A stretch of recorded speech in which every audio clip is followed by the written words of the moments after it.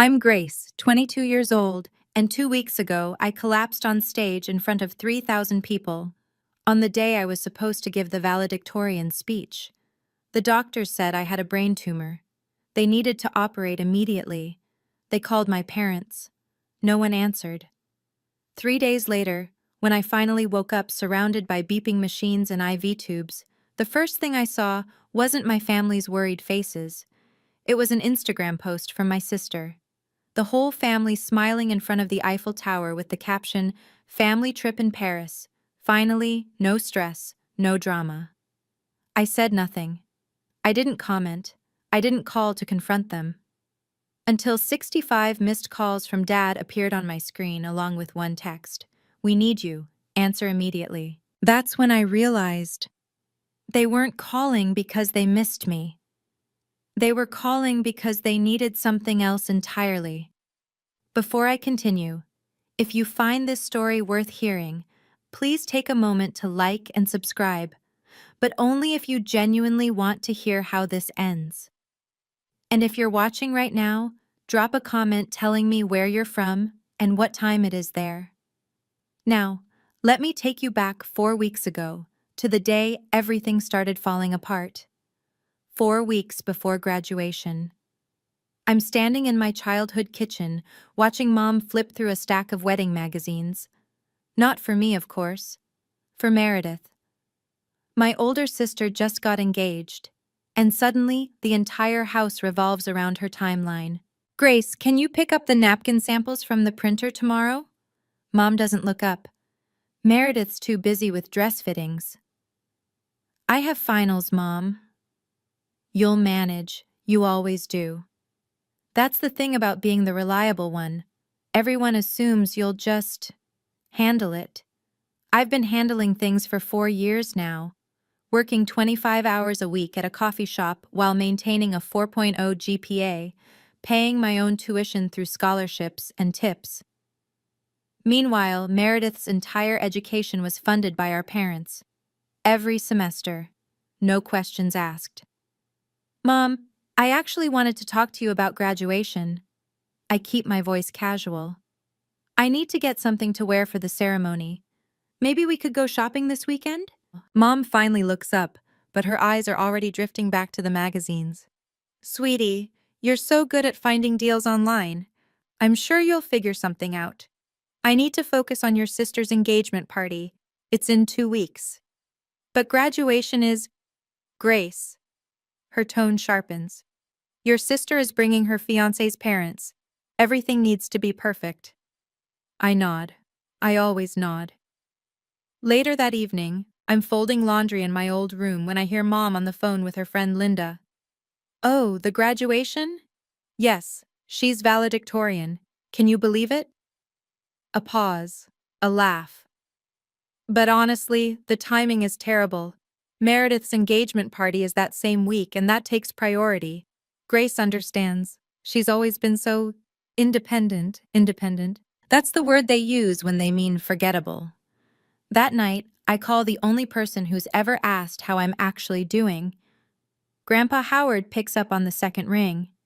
"Gracie, I was just thinking about you." Something in my chest loosens.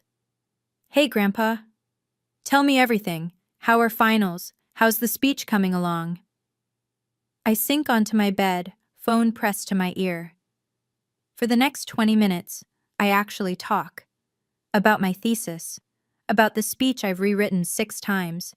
About how terrified I am of standing in front of thousands of people. "Grace," Grandpa says when I finish, "do you have your dress yet? Shoes? Do you need anything?" My throat tightens. "I'm fine, Grandpa. Really." He's quiet for a moment, the kind of quiet that means he doesn't believe me. "Your grandmother would be so proud of you," he finally says. "You know that, right? She always said you had her spirit." I never met Grandma Eleanor. She died before I was born. But I've seen pictures. Everyone says I look exactly like her. The same dark hair, the same stubborn chin. "I'll be there, Grace. Front row. I wouldn't miss it for the world." "Thanks, Grandpa." My voice cracks slightly. "That means a lot." And Grace, I have something for you. A gift. Your grandmother wanted you to have it when you graduated. I've been holding on to it for years.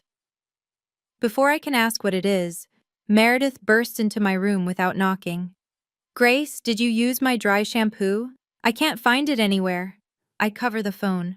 I don't use your stuff, Meredith. She rolls her eyes, flashes her engagement ring like it's a weapon.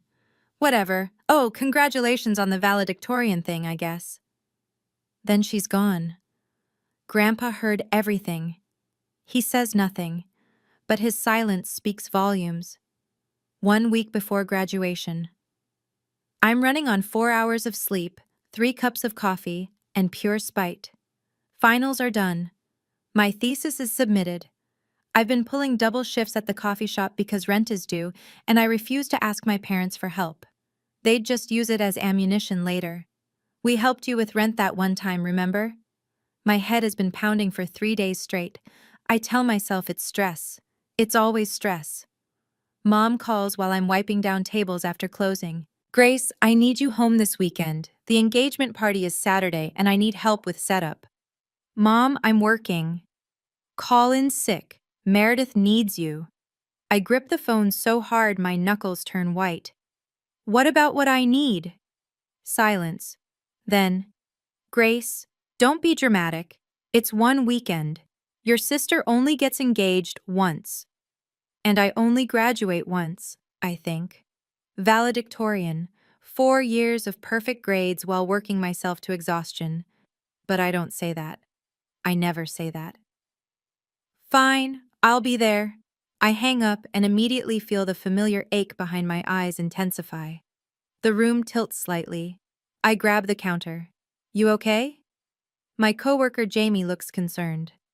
Yeah, just tired.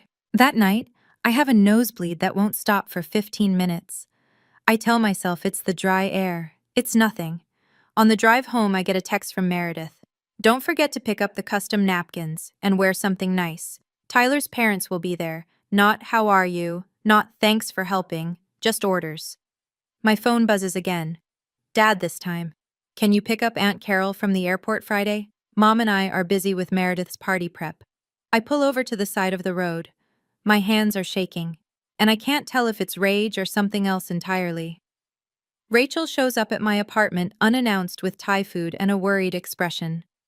You look like death, she says, pushing past me into the kitchen. Thanks, love you too. Rachel Miller has been my best friend since freshman orientation. She's the only person who's seen me cry over my family. She's also brutally honest, which I both love and hate. Grace. She sets down the food and turns to face me. When's the last time you slept? Actually slept? I sleep. Liar. She crosses her arms. I talked to Jamie. She said you almost passed out at work yesterday. I was just dizzy. It's finals stress. It's your family stress. Rachel's voice softens. Grace, you're destroying yourself for people who won't even show up to your graduation. They're coming to graduation. Are they? I open my mouth to argue, then close it, because the truth is I don't know. Mom hasn't mentioned it in weeks. Dad keeps forgetting the date. Meredith doesn't even know I'm valedictorian. They'll come, I say weakly. It's my graduation. Rachel sits down across from me. Babe, in 4 years they haven't come to a single award ceremony. Not one. Remember when you won that teaching fellowship? Who was in the audience? You. And Grandpa. Exactly. She reaches across the table and takes my hand. Grace, you don't have to keep setting yourself on fire to keep them warm. They're not even looking at the flame. My eyes sting. I blink rapidly. That night after Rachel leaves, I'm brushing my teeth when my vision suddenly doubles. I grip the sink. The headache is back, worse than before. I should see a doctor, I think. But there's no time. The engagement party is tomorrow. I swallow 2 more ibuprofen and go to bed. My phone lights up, a text from Rachel. If anything happens, call your grandpa. He's the only one who actually cares. I don't respond. But I don't delete the message either. Meredith's engagement party.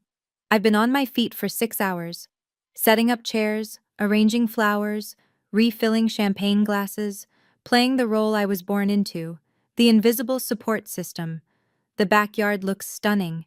White lights strung across the oak trees, a three-tiered cake that costs more than my monthly rent. 40 guests in cocktail attire, laughing and toasting to my sister's future. No one asks about mine. Grace, more champagne over here. Mom waves from across the lawn. I grab another bottle and make my way through the crowd. My head is pounding. I smile through it. Meredith is holding court near the fountain, Tyler's arm around her waist. She's 3 glasses of champagne deep and glowing. Everyone, this is my little sister. She pulls me into the spotlight. Grace does everything around here. Seriously, I don't know what we'd do without her. Scattered applause, a few polite smiles. Then Meredith leans in, her voice carrying just far enough. She's so good at, helping. She's going to be a teacher. Can you imagine? Wiping noses for a living. Laughter. Light, dismissive laughter. I keep smiling. My face hurts. Oh, and she's graduating next week. Meredith adds like an afterthought. Veil something? What's it called again? Valedictorian, I say quietly. Right, that. Meredith waves her hand. She's always been the smart one. But smart doesn't buy Louboutins, does it? More laughter. I excuse myself to the kitchen, lean against the counter, breathe. Through the window, I notice an older man watching the scene. I recognize him, Mr. Patterson, Grandpa's former colleague. His expression is unreadable. My phone buzzes, a text from an unknown number. Your grandfather should know how your family treats you. I look up. Mr. Patterson raises his glass slightly in my direction, then turns away. My hands are trembling. But this time, I don't think it's just the humiliation. After the party, I'm alone in the kitchen, elbow deep in dishes. Everyone else is in the living room, cooing over engagement photos. Mom walks in, face flushed with wine and satisfaction. Grace, I have wonderful news. I don't turn around. What is it? We're going to Paris, the whole family. Tyler's treating us to celebrate the engagement. My hands stop moving in the soapy water. Paris? When? Next Saturday. We fly out Friday night. Friday night. Graduation is Saturday morning. Slowly, I turn around. Mom, my graduation is Saturday. She waves her hand. I know, sweetie, but the flights were already booked when we realized. Tyler got such a good deal. You're missing my graduation for a vacation. Don't say it like that. Mom frowns. It's not just a vacation. It's for your sister. I'm valedictorian, Mom. I have to give a speech. And you'll be wonderful. You don't need us there, Grace. You've always been so self-sufficient. I stare at her, waiting for her to hear herself, waiting for something to click. Nothing does. Dad agrees with this? As if summoned, Dad appears in the doorway. He can't meet my eyes. Grace, your mother and I discussed it. Meredith needs family support right now. She's going through a big life change.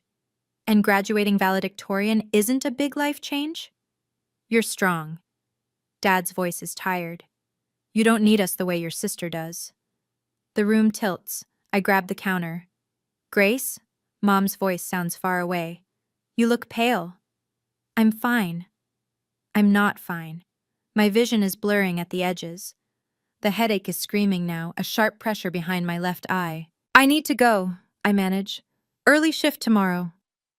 I walk out before they can respond. In the car, I sit in the darkness for 10 minutes. Then I drive to my empty apartment and cry until I can't breathe. 3 days before graduation. I'm lying on my apartment floor because getting up feels impossible. Rachel's voice crackles through speakerphone. They're skipping your graduation for a vacation? A vacation? It's for Meredith's engagement. Grace, stop making excuses for them. I'm not making excuses. I'm just accepting reality. That's worse. I stare at the ceiling. There's a water stain shaped like a broken heart. Fitting. 4 years, Rachel continues.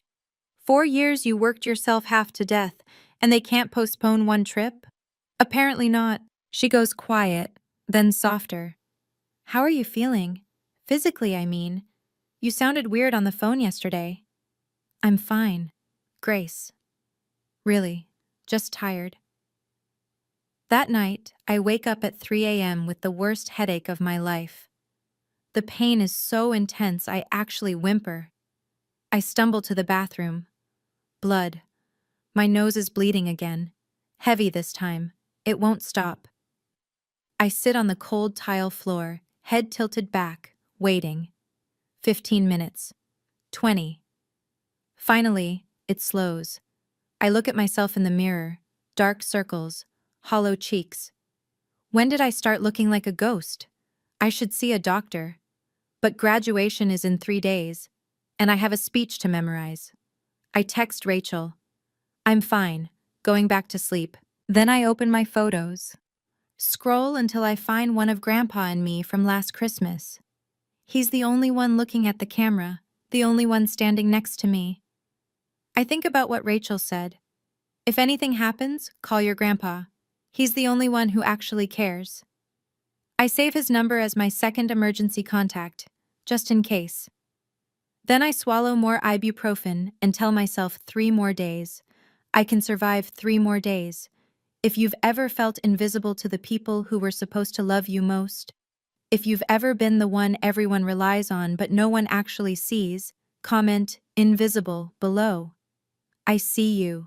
I was you. And if you want to know what happened at my graduation, what really happened when I stepped onto that stage, stay with me. Because the next part, I'll never forget it as long as I live. One day before graduation, Grandpa Howard calls while I'm practicing my speech for the 100th time. Grace, are you ready for tomorrow? As ready as I'll ever be. I set down my index cards. Are you sure you can make it? I know the drive is long. Wild horses couldn't keep me away. I can hear the smile in his voice. I'm leaving tonight, staying at a hotel near campus. I want to be there early. My throat tightens. Grandpa, you don't have to. I want to. I need to give you something. He pauses. Something your grandmother wanted you to have. Grandma? She left it for you before she passed. Made me promise to wait until you graduated college. She knew you'd make it, Grace. Even before you were born, she knew. I don't know what to say. Grandpa, what is it? You'll see tomorrow. Just know that your grandmother and I have always believed in you. Even when... He trails off. Even when what? Even when others forgot to. A long pause. Grace, did your father ever tell you I offered to help with your tuition? What? This is news to me. No, he always said you couldn't afford to help both of us. Grandpa makes a sound, somewhere between a sigh and a bitter laugh. Is that what he told you? Grandpa, what do you mean? Tomorrow, he says gently. We'll talk tomorrow, after the ceremony. For now, just know this. You are not alone, Grace. You never were. I hang up the phone, more confused than before. Grandpa had money? He offered to help with my tuition? Then where did it go? The questions chase each other in circles. My head throbs. But there's no time to dwell. Tomorrow is the biggest day of my life. I just have to make it through one more night. Graduation morning. I wake up to a pounding headache and a text from Mom. Just landed in Paris. Have a great graduation, sweetie. So proud of you. Attached is a selfie. The whole family at Charles de Gaulle Airport. Meredith is pouting for the camera. Dad's giving a thumbs up. Mom's smiling like she doesn't have a care in the world. Like she hasn't abandoned her daughter on the most important day of her life. I don't respond. Rachel picks me up at 9. She takes one look at me and frowns. Grace, you're gray. Like actually gray. I'm nervous. It's fine. It's not fine. When did you last eat? I had coffee. That's not food. She forces me to eat half a granola bar while she drives. I manage 3 bites before my stomach rebels.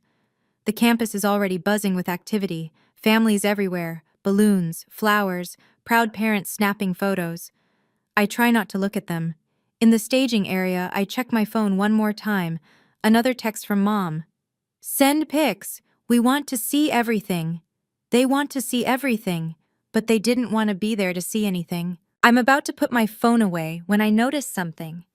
My emergency contact form for the university. I filled it out freshman year and never updated it.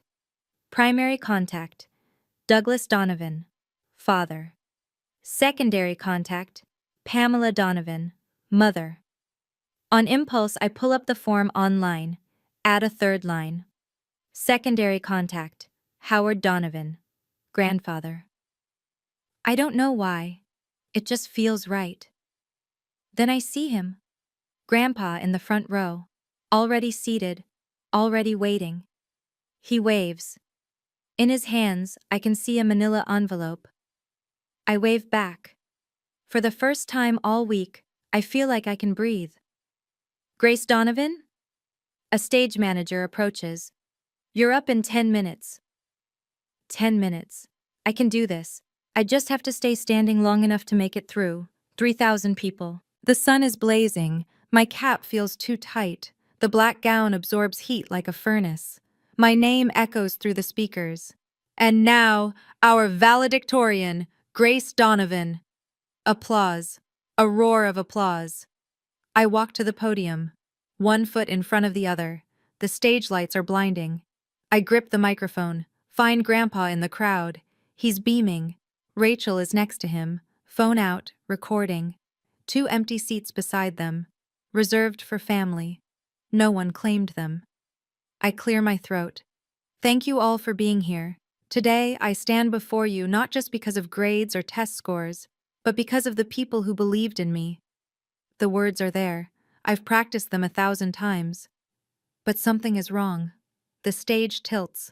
My vision narrows, tunneling to a single point. The microphone slips. I hear my own voice, distant, strange. Believed in me when I couldn't. Pain explodes behind my eyes, white hot, blinding. The world spins. I see Grandpa's face, confusion turning to horror. I see Rachel standing up. I see the 2 empty seats. And then I see nothing.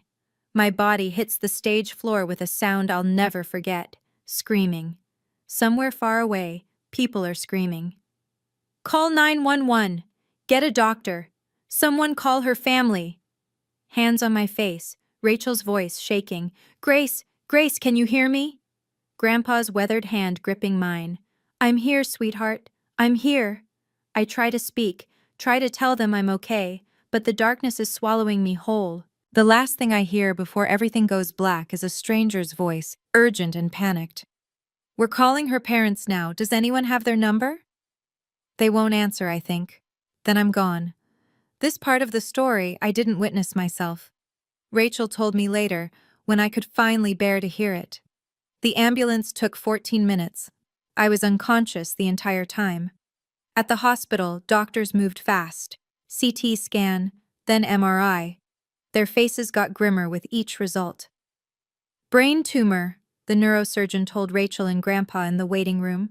Pressing on her frontal lobe, we need to operate immediately. Operate? Rachel's voice cracked. Right now? Within the hour. We need family consent. Rachel pulled out my phone, found my parents' number. First call, straight to voicemail. Second call, straight to voicemail. Third call, voicemail. Please, Rachel begged into the phone. Grace is in the hospital. It's an emergency. Call us back. Nothing. Grandpa tried next, called his son directly. Douglas picked up on the 5th ring. Dad, we're at the airport about to board.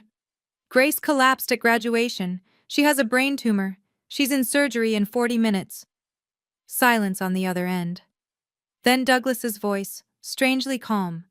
Dad, we're about to take off. Can you handle things?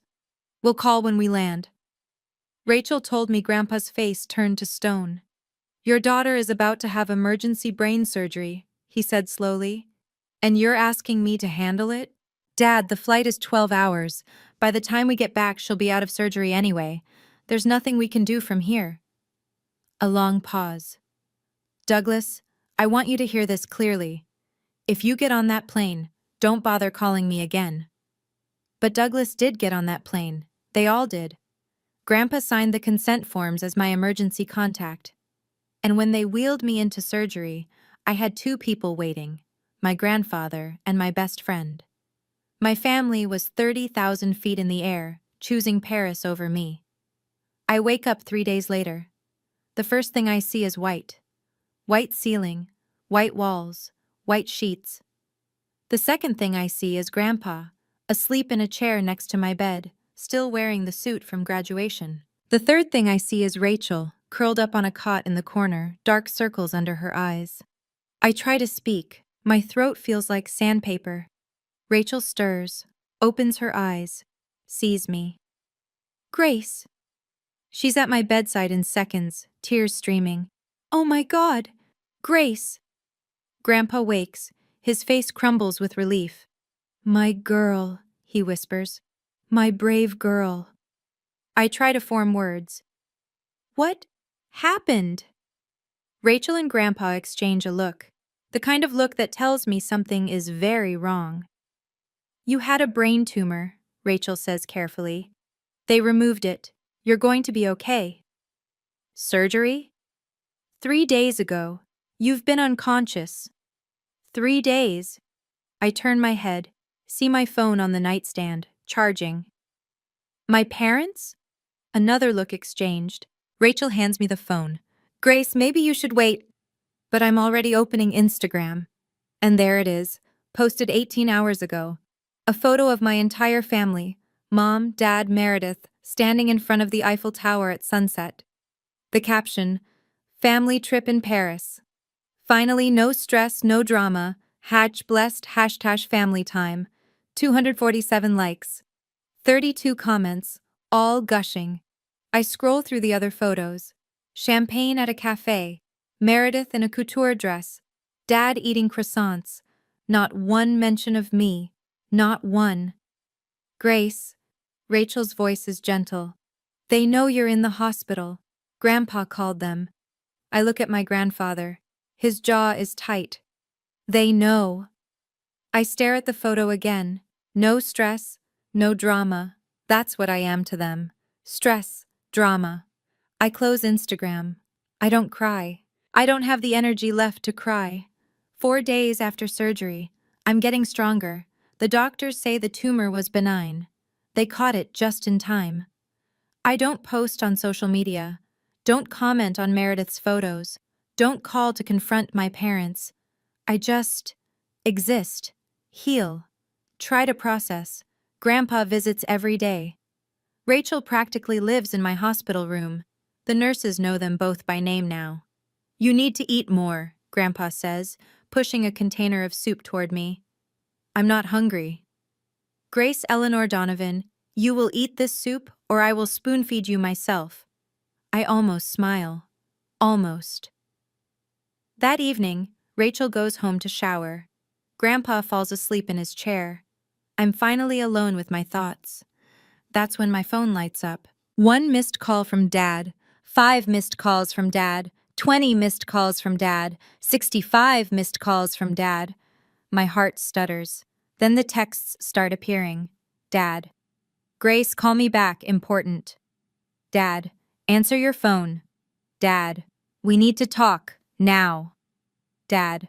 Grace, this is urgent. Call immediately. Mom. Honey, call your father, please. Meredith. Grace, what did you do? Dad is freaking out. I scroll through them. 65 missed calls, 23 texts. Not one asks how I am. Not one says we're sorry. Not one says we love you. Just, we need you. Answer immediately. I show Grandpa when he wakes up. His face darkens. They know, he says quietly. Know what?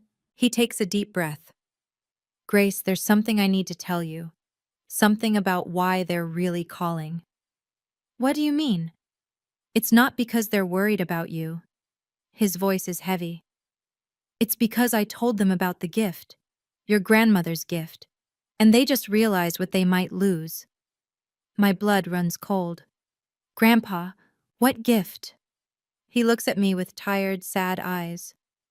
It's time you knew the truth. Grandpa pulls his chair closer, takes my hand. 22 years ago, when you were born, your grandmother and I made a decision. We opened an education savings account in your name. For college? Not exactly. He shakes his head. We knew your parents would pay for college. That's what we told ourselves anyway. This account was different. A graduation gift, seed money for your future. Your grandmother called it your freedom fund. How much? Grandpa hesitates. Enough to buy a small house, or start a business, or put a down payment on whatever dreams you had. My head spins. That's life-changing money.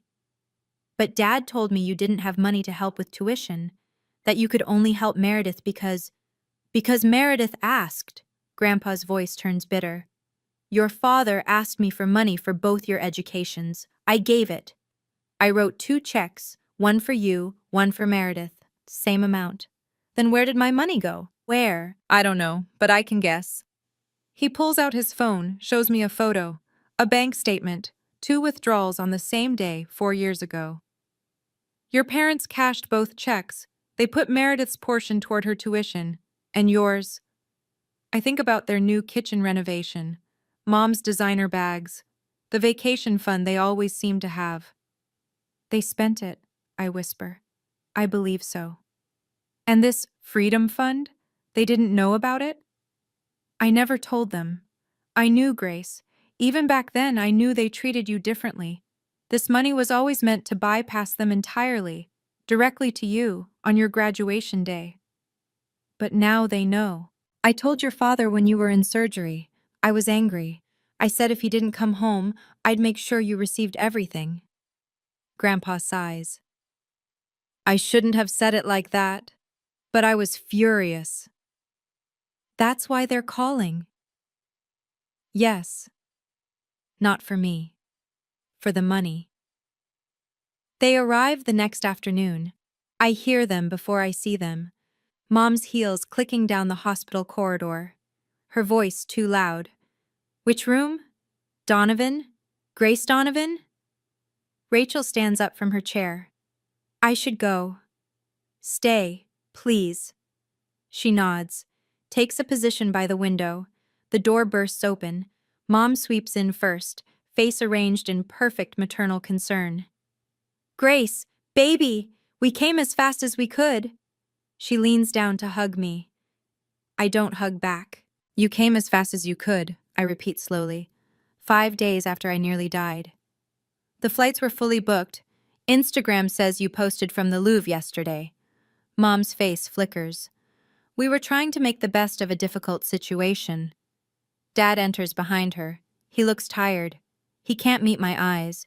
Then Meredith, shopping bags in hand, actually carrying shopping bags into a hospital room. Hey, Grace. She doesn't approach the bed. You look better than I expected. Rachel makes a sound in the corner. I don't look at her, but I can feel her rage from across the room. Meredith, I say calmly, I had brain surgery. I know. That's so crazy, right? She sets down her bags. Anyway, we cut the trip short, so you're welcome. The room falls silent. Then Mom clears her throat. Grace, sweetheart, we should talk.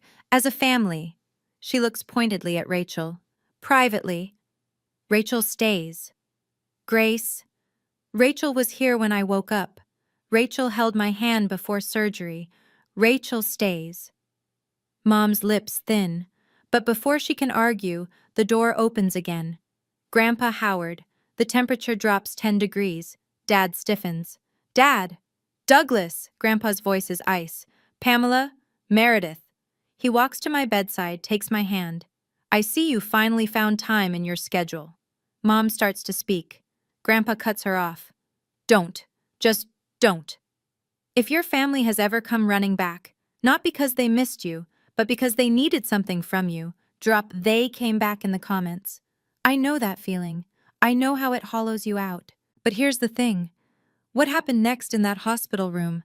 It changed everything.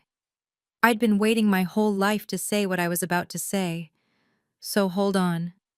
Because this is where it gets real. Dad tries first. Dad, can we talk about this rationally? Rationally? Grandpa's voice is quiet, which is somehow worse than yelling. Your daughter collapsed on stage. She had a brain tumor. The hospital called you 47 times. We were on a plane. You weren't on a plane. You were at the gate. I talked to you, Douglas. You chose to board anyway. Mom steps forward. Howard, this is a family matter. Grace is family. She's my family. And for 22 years, I've watched you treat her like she doesn't exist. That's not true. Mom's composure cracks. We love Grace. You love what Grace does for you. There's a difference. Grandpa turns to Dad. Tell me, Douglas, when's Grace's birthday? Dad blinks. March. No. April. October 15th, I say quietly.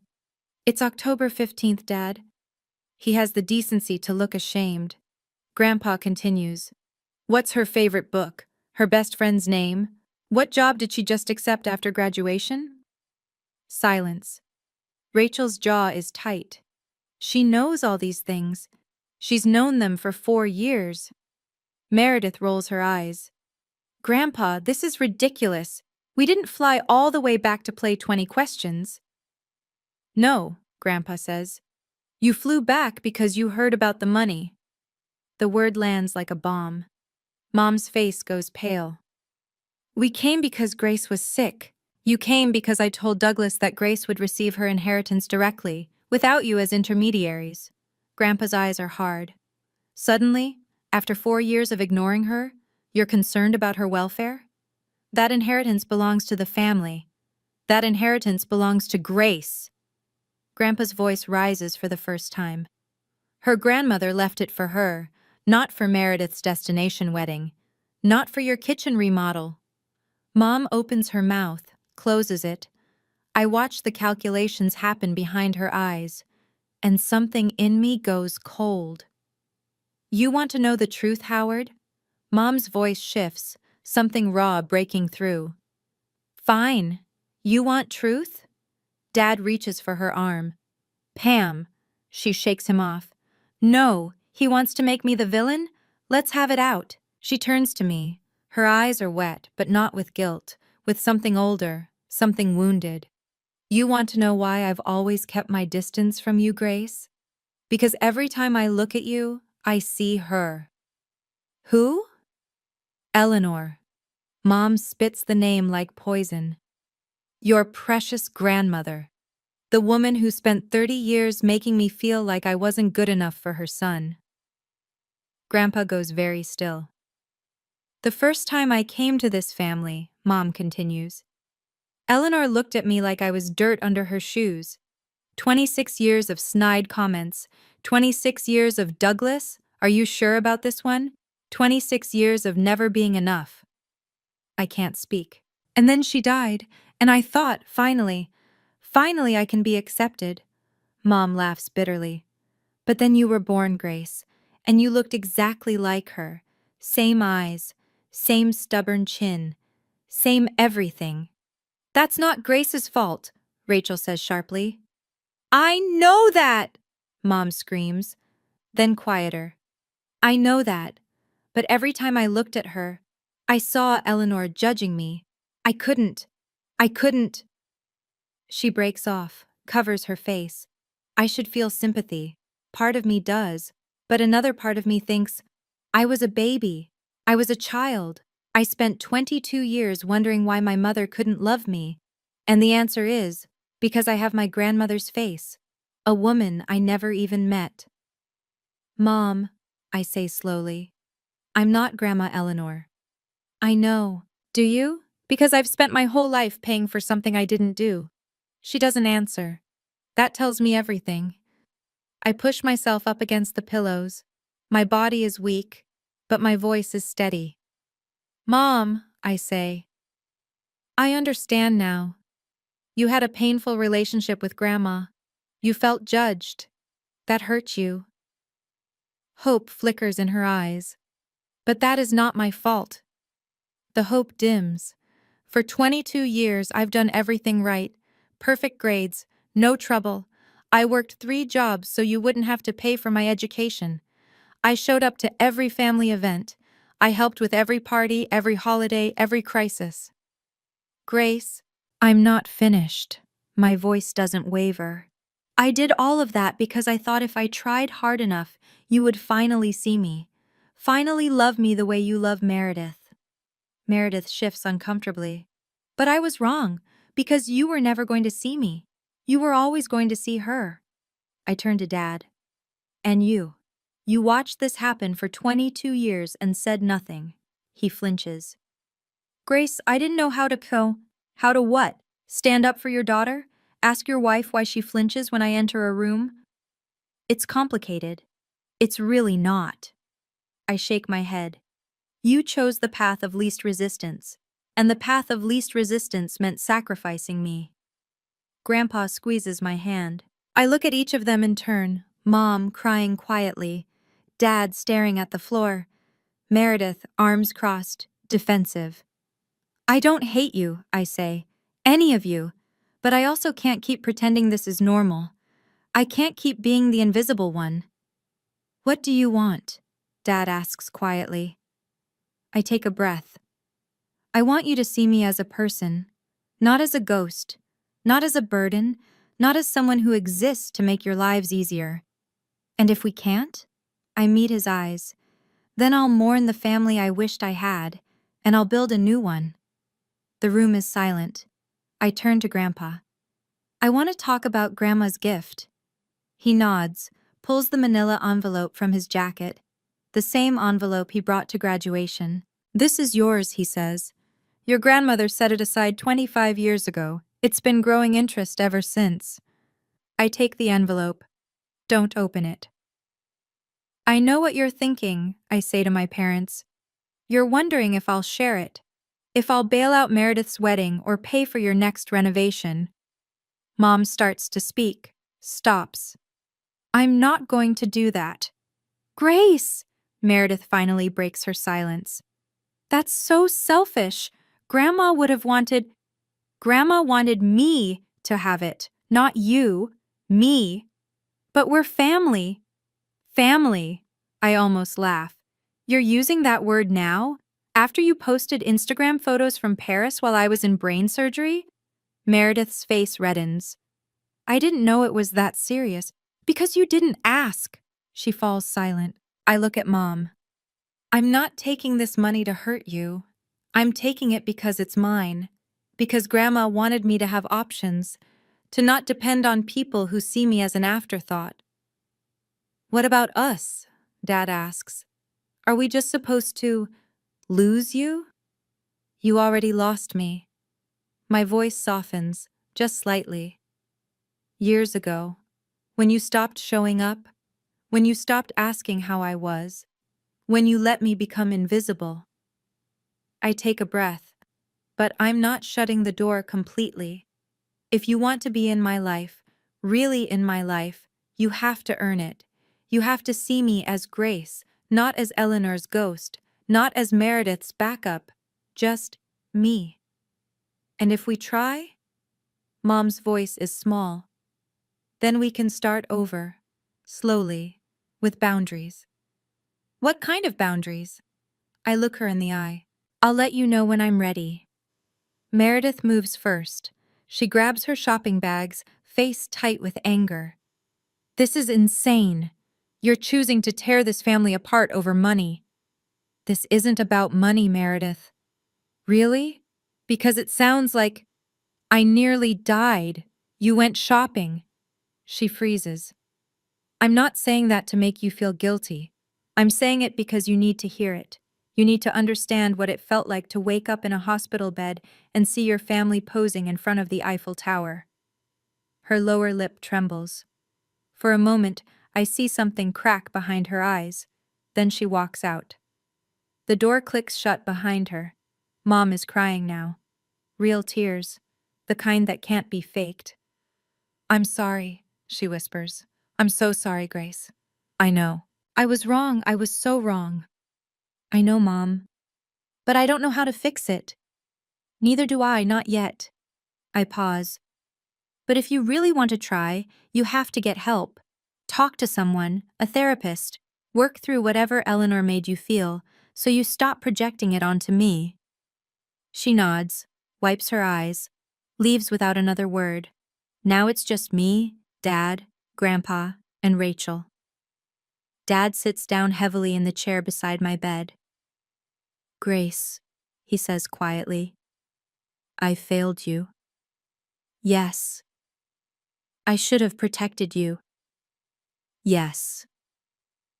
I told myself you were strong, that you didn't need me, but that was just an excuse. It was. He looks at me. For the first time, maybe ever, really looks at me. I can't undo 22 years, but can I try to do better? I study his face, the genuine remorse there. Call me next week, I say finally. Ask me how I'm doing, and actually listen to the answer. He nods, stands, squeezes my hand once. I will. Then he's gone too. 2 weeks later. I'm discharged from the hospital with a clean bill of health. The tumor is gone. The doctors call it a miracle. I call it a second chance. I don't move back home. I use a small portion of Grandma's gift to rent a tiny apartment near the school where I'll be teaching in the fall. It's nothing fancy, 1 bedroom, a kitchenette, a window that overlooks a parking lot. But it's mine. The fallout happens fast. Meredith blocks me on every social media platform. Her new bio reads, "Some people don't appreciate family." I screenshot it, send it to Rachel. Rachel sends back a string of middle finger emojis. 2 days later, I get a call from Rachel. She sounds gleeful. You're not going to believe this. What? Tyler, Meredith's fiancé, he heard the whole story. From his mother, who heard it from the hospital grapevine. Rachel is practically bouncing. He's reconsidering the engagement.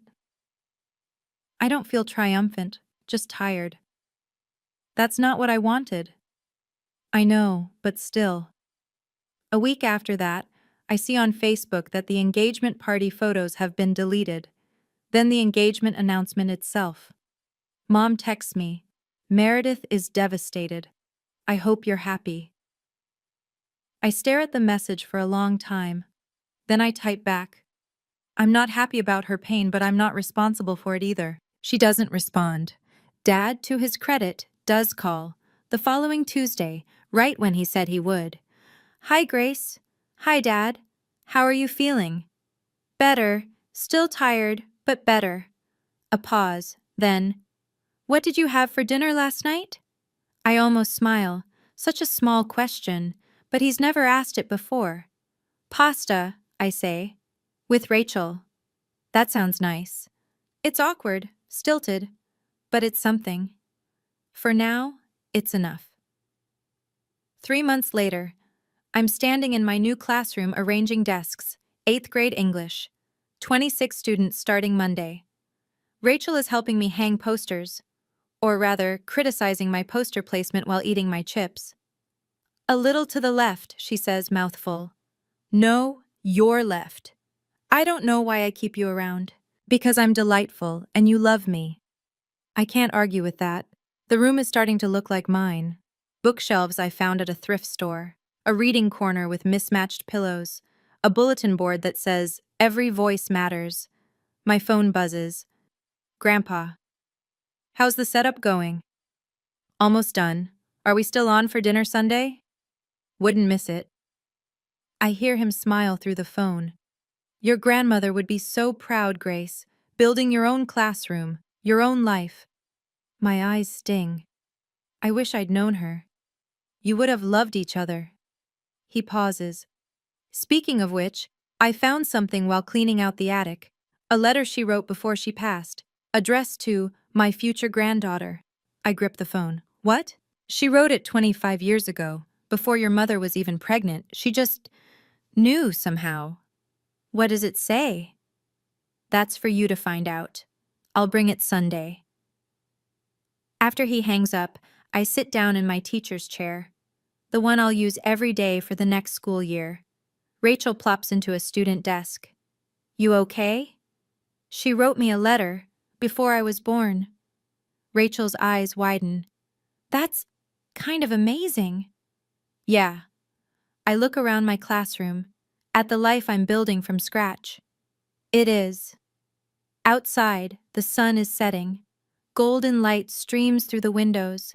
For the first time in months, maybe years, I feel like I'm exactly where I'm supposed to be. 1 month later. A knock on my apartment door, Sunday afternoon. I open it to find Dad standing there holding a cardboard box. Hi, Grace. I blink.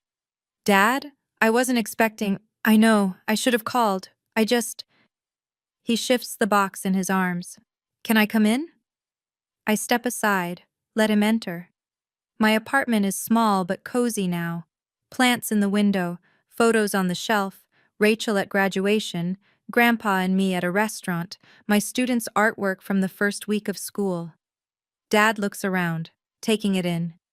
You've made this nice. Thanks. He sets the box on my tiny kitchen table. I brought you something. What is it? Open it. I pull back the cardboard flaps. Inside, photo albums, old books, a hand-embroidered handkerchief. Grandma Eleanor's things, I whisper. Your mother was going to throw them out. Dad won't meet my eyes. I couldn't let her. I lift the handkerchief. Delicate flowers stitched along the edges, the initials ED in the corner. Dad. I don't know what to say. I know I can't fix 22 years. His voice is rough. I know I failed you in ways that can't be undone, but I wanted you to have these, to know where you come from. I set the handkerchief down. Look at my father. He looks older than I remember, tired, uncertain. I'm not asking for forgiveness, he says quietly. I'm just asking for a chance to be better. I think about all the years of silence, all the missed birthdays and empty seats, but I also think about those Tuesday phone calls, awkward and stilted but consistent every single week. Okay, I say finally. Okay? Okay, you can try. I pause. But Dad, trying means showing up, not just when it's convenient. He nods, swallows hard. I understand. Do you want coffee? He almost smiles. I'd like that. 6 months after graduation. I'm sitting at my desk after the last bell. The classroom is quiet now. 26 chairs, 26 stories, 26 kids who will come back tomorrow expecting me to teach them how to find their voices. A knock on my door. Ms. Donovan? It's Marcus, one of my quieter students.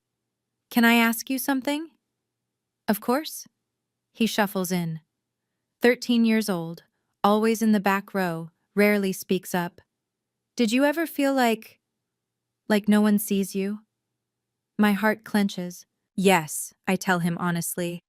For a very long time, I felt exactly like that. What did you do? I think about my answer carefully. I found people who did see me. My grandfather. My best friend.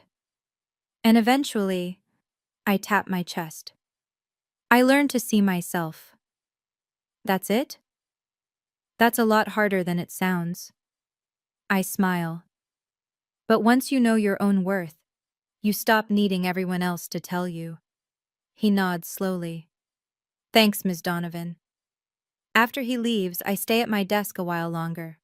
On my phone, there's a photo I look at sometimes. Me at 6 years old, holding my grandmother's hand in a picture I've never seen before. Grandpa found it in the box of Eleanor's things. She's smiling down at me.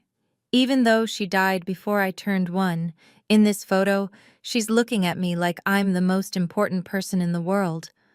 I used to think love was something you had to earn, work for, sacrifice yourself for. Now I know better. Love is who shows up. Love is who stays. And I don't need to keep setting myself on fire to prove I'm worth someone's warmth. I know my worth now. That's enough. That's more than enough. 1 year after graduation, my phone rings while I'm grading papers. A number I haven't seen in months. Meredith. I let it ring twice, 3 times. Then I answer. Grace? Her voice is smaller than I've ever heard it. Can we talk? I'm listening. Tyler left. For real this time. She laughs, but it's hollow. Turns out his family didn't want a daughter-in-law from a family that abandons people in hospitals. I don't say anything. And I got into some debt. Credit cards. I thought Tyler would help cover it, but she trails off. I don't know what to do. Why are you calling me? Because you're the only person who doesn't want something from me. Her voice breaks. Mom and Dad are furious. They keep talking about how I embarrassed them. My friends only liked me because of Tyler's money, and I hear her crying, real tears, the kind you can't fake. Part of me wants to say, now you know how it feels. To be alone, to be abandoned. But that's not who I want to be. Meredith, I say carefully, I'm sorry about Tyler. I'm sorry you're hurting. You don't have to, but I can't fix this for you. I can't pay off your debt or make Tyler come back. That's not my role anymore. Silence. Then why did you answer? Because you're my sister, and I wanted you to know that I don't hate you. She's quiet for a long moment. I was terrible to you, she whispers. Yes. I don't know why, I never had to try. Everything was always handed to me, and you worked so hard, and I think I was jealous. Maybe. Can we ever be okay? I think about it. Really think. I don't know, I say honestly. But if you're willing to do the work, I'm willing to try. Really? Really. But Meredith, you have to actually change, not just say you will. I know. I hope so. 2 years after graduation. I'm sitting in a crowded auditorium, waiting for Grandpa Howard to take the stage. The banner behind the podium reads, Community Educator of the Year Award. Rachel is beside me, dressed up for once. I can't believe he's finally getting recognized. He deserves it 10 times over. The announcer calls his name. The crowd applauds. Grandpa walks slowly to the podium, 80 years old but still standing tall. He adjusts the microphone, scans the audience until his eyes find mine, and then he smiles. Thank you for this honor, he begins. But I want to dedicate this award to someone else, my granddaughter Grace. My breath catches. 2 years ago, I watched this young woman collapse on stage at her graduation. She had a brain tumor. She nearly died. He pauses. And she woke up to find that the people who should have been there weren't. The audience is silent. But Grace didn't give up. She didn't become bitter. Instead, she built a life filled with people who love her for who she is, not what she can do for them. She's teaching now, shaping young minds, showing kids every day that they matter. His voice wavers. Her grandmother, my Eleanor, once told me, the people who are forgotten by the world need us to remember them the most. Grace taught me what that really means. I'm crying now. Rachel is crying too. Grandpa raises his award toward me. This belongs to you, sweetheart, for having the courage to choose yourself. After the ceremony, I hug him so tight I think I might never let go. I love you, Grandpa. I love you too, Grace. Your grandmother would be so proud. I know, I whisper. I finally know. My family is complicated. It always will be. Dad calls every Tuesday. Mom sends cards on holidays now, careful and polite. Meredith is in therapy. We text sometimes. But my real family? They're the ones who showed up, the ones who stayed. Rachel, Grandpa, my students, and finally, myself. If you've made it this far, I want to share something with you. I used to wonder why my mother couldn't love me, why I had to work twice as hard for half the recognition, why I was invisible in my own family. Now I understand. My mother wasn't a villain. She was a wounded person who never healed from her own pain. Psychologists call it projection, when someone's unresolved trauma spills onto someone else. She saw her mother-in-law in my face, and instead of dealing with that wound, she let it poison our relationship for 22 years. And me? My weakness was my desperation for approval. I kept believing that if I tried harder, sacrificed more, achieved enough, they would finally see me. That's called people-pleasing, and it's a survival mechanism. It kept me safe when I was small. But as an adult, it nearly destroyed me. The brain tumor was the most terrifying thing that ever happened to me. But in a strange way, it was also a gift. It forced me to see my family clearly. It gave me permission to stop performing for people who weren't watching. So here's what I learned, and I hope you'll carry it with you. You can't earn love from people who aren't willing to give it. Stop setting yourself on fire to keep others warm, especially when they won't even look at the flame. Your real family isn't determined by blood. It's determined by who shows up when life gets hard. And finally, you are allowed to choose yourself.